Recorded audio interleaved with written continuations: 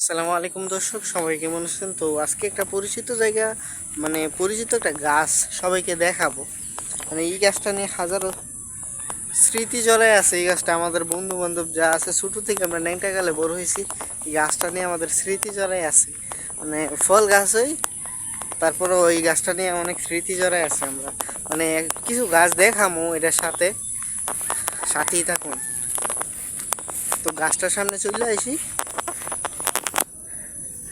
এই এই যে দেখুন, একটা বড়ি গাছ দেখা যাইতেছে। এই যে নতুন নতুন পাতা আসছে। এই বড়ি গাছটা, মানে বড়ি গাছটা আছে না, আমরা যখন ছোট ছিলাম, এই বড়ি গাছটা তখনকার বড়ি গাছ, কিন্তু এই গাছটা মরেও না বা এই গাছটা বড়ও না। যেরকম ডাইল আছে এরকম ডাইলে দেখায়, যেরকম ডালগুলো আছে না, এরকম ডালগুলো, এটা একটা ডালও বড় হয় না।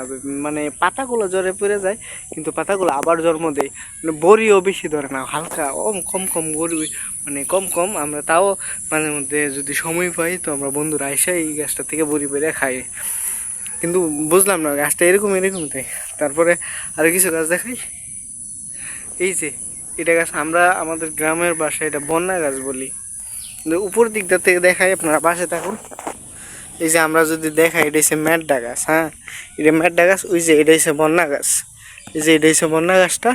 মানে এই জায়গায় আরেকটা আছিল, বড়ি গাছ আছিল, না সরি, বড়ি গাছ না, কড়ি গাছ আছিল।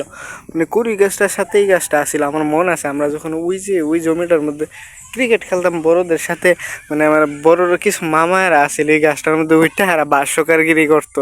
মানে খুব মনে পড়ে এই কাহিনীটি। আমি একবার কি করছিলাম আপনাদের দেখাই। আমি একবার এই যে বড়ি গাছটা, যে বড়ি গাছটার কথা বললাম, এটা হচ্ছে এই বড়ি গাছটা। মানে বড়ি গাছটা আর একটা গাছ আছিল, ছোটো একটা গাছ আছিল। কি গাছ আমার খেয়াল নাই, কিন্তু একটা গাছ আছিল। এই গাছটা আর এই গাছটা মিলাই একটা আমি টেবিল বানাইছিলাম। মানে সবাই হাসতো টেবিলটা, মানে খুব সুন্দর লাগতো। আমি গাছের টাইল দিয়ে ওই তিনটা দিয়ে, এক সিরিয়ালে তিনটা দিয়ে বানাইছিলাম, খুব সুন্দর লাগতো। ওই যে দেখা যায় একটা গুড়ি, মানে কার বাচ্চা মানে উড়াইছিল, ওই যে একটা গুড়ি আটকায় আছে। যাই হোক, অনেক অনেক আনন্দ। মানে এই পুকুর পার, এই যে পুকুর পাড়টা, এই পুকুর পার হাজারো স্মৃতি আছে আমাদের ছোটোবেলার কাহিনী। তো এখনও কম না, এখনও আমরা পুকুর পাড় আসি, যা তা না করি। যে দুইটা ইট ফিরে আছে, আমরা এখানে পাখির খাঁচা বানাইছিলাম। হ্যাঁ, মানে আমার একটা বন্ধু আছে, সকালে এই জায়গায় আয়া লম্বা হওয়ার জন্য ব্যায়াম করে, ভাল লাগে সব কিছুই। মানে আরেকটা জায়গাতে এই যে আমরা মার্বেল খেলতাম, মানে গুল্লি কই আমরা, এই জায়গাটার মধ্যে আমরা গুল্লি খেলতাম। অবশ্যই এই জায়গায় এখন ভাঙে টেঙে গেছে, পুকুর পাড়টা আগের মতো নাই, যেরকম ছিল আগে ঠিক এরকম নাই। মানে অনেকটা পরিবর্তন হয়ে গেছে গা, কি কম, কিছু করার মতো নাই।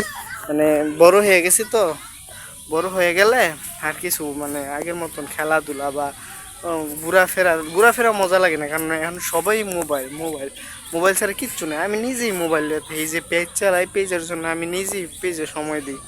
মানে মানুষ এরকম হয়ে গেছি, শৈশব নিয়ে অনেক মিস করি, কিন্তু শৈশব নিয়ে আর কাটানোর মতন কোনো ক্ষমতা আমাদের নাই। সবাই যার যার কাজে বা পড়াশোনা স্টাডি সব নিয়ে বিজি। ভালো থাকবেন, সুস্থ থাকবেন সবাই, আশা করি ফলো দিয়ে পাশে।